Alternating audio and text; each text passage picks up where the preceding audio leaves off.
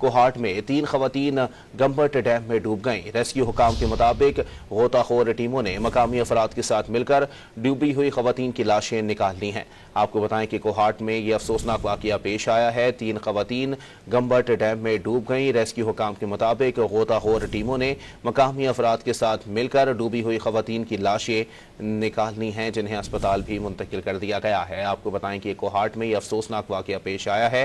3 खवातीन गंबट डैम में डूब गई हैं। रेस्क्यू हुकाम के मुताबिक गोताखोर टीमों ने मकामी अफराद के साथ मिलकर डूबी हुई खवातीन की लाशें निकालनी हैं, जिन्हें अस्पताल मुंतकिल कर दिया गया है। ये अफसोसनाक वाकया कोहाट में पेश आया है, जहां गंबट डैम में 3 खवातीन जो हैं वो डूब गई हैं। रेस्क्यू हुकाम के मुताबिक गोताखोर टीमों ने मकामी अफराद के साथ मिलकर डूबी हुई खवातीन की लाशें निकाल ली हैं। मजीद जानते हैं डॉन न्यूज़ के नुमाइंदे खालिद मकई से। जी खालिद, मजीद बताइएगा।